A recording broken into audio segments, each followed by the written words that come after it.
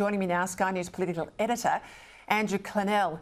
Andrew, I'll get into the economics of the RBA hike in a moment with Ross Greenwood, but I want your assessment of the politics here, because we saw the Treasurer leading with his chin, nothing to do with us, he said, don't blame the government, and then followed up, of course, by his counterpart, Angus Taylor, with this. This rate rise belongs to the government.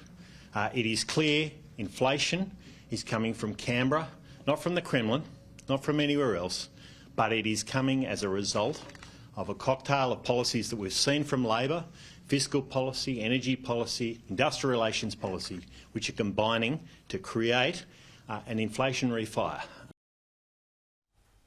All right, given what the government promised on cost of living, as the opposition and in the election period, and the reality experienced now, at what point do you think there's going to be this come to Jesus moment where people start to point the finger at the government? Now. This is the first time. You think it's now? This is the first time that I've seen the government worried in 13 months when I saw that Jim Chalmers presser today, Peter. You could see it with his language in connection with the Reserve Bank. Australians can't cop or understand why we're getting this rate rise. He's thrown Phil Lowe under a bus, even though when monthly inflation last week went from 6.3 to 6.8%, and the government's pushed these big wage hikes through the Fair Work Commission, what choice did Phil Lowe have today? Zero. You can blame Phil Lowe, I certainly do, for telling us there wouldn't be a rate rise till 2024 during the pandemic. That was a ridiculous claim. But when it comes to this decision today, I think his hands were kind of tied. And for the government to be so quick to point the finger at him, for them to push so hard on this wages issue, they should be saying, look, we're for higher wages without having a go at business, just quietly going about the business, not over-egging it. I think they can see the train coming, and what they're seeking to do is get anyone else blamed except them. Now, they've had 11 rate hikes. I don't think there's any doubt that the global conditions have led to a number of them, but now they're in the difficult position where they can be accused of contributing to the problem, and boy, do they have a problem then. So this is a critical few months, a critical year ahead for the Albanese government.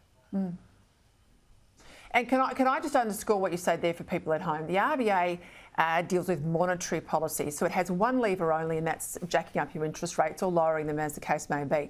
But only a third of Australians have a mortgage. So the RBA doesn't have much control over the other 2/3 of Australians, nor does it control the budget.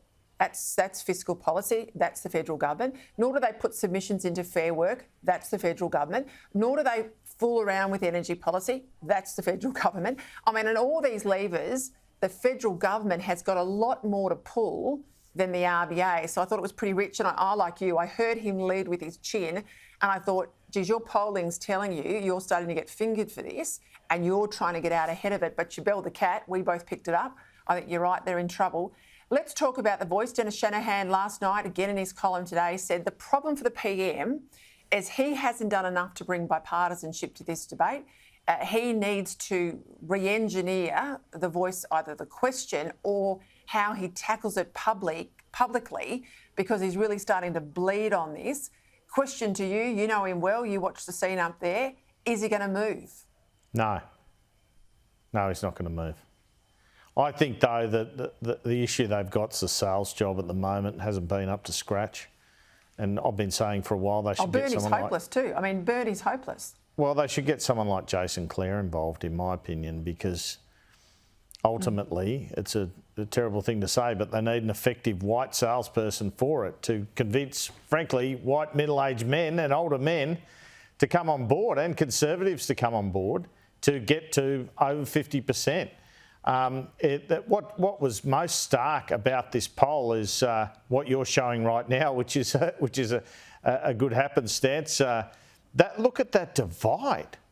You know, like if it's a vote of under 50s, they're winning in a landslide. If it's over 50s, they're losing in a landslide. You rarely see anything that stark in terms of age demographics. So they need better salespeople. Actually, I'll tell you who I think does a pretty good job is Malarndirri McCarthy, But I think they need someone higher profile than that, and the PM's got a lot more to worry about, let's face it. So, otherwise it probably is going down because the trend's not their friend. And I'd like to see a correlation, Peter, between interest rate rises and inflation and how the track polling's going on The Voice, because there is a bit of a relation there. People sometimes feel generous and sometimes they feel under siege.